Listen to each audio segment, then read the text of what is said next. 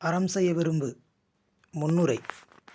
கல் தோன்றி மண் தோன்றா காலத்தே வாளோடு முன் தோன்றிய மூத்தகுடி நம் தமிழ்க்குடி.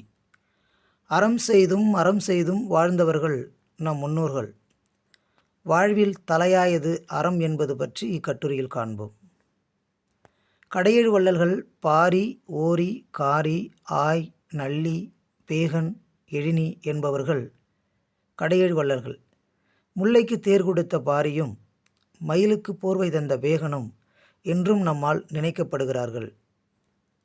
வள்ளுவர் கூறும் அறம் அழுக்காறு அவா வெகுளி இன்னாச்சொல் நான்கும் இழுக்கா இயன்றது அறம் என்கிறார் வள்ளுவர். அதாவது பொறாமை, ஆசை, சினம், கடுஞ்சொல் இவை நான்கும் இல்லாதது அறம் என்கிறார். ஔவையின் கருத்து. தன் ஆத்திச்சூடியை அறம் செய்ய விரும்பு என்று தொடங்கியுள்ளார் ஔவையார். நாம் இப்பிறவியில் செய்யும் அறம் ஏழேழு பிறவிக்கும் துணை வரும் என்பது அவர் கருத்து.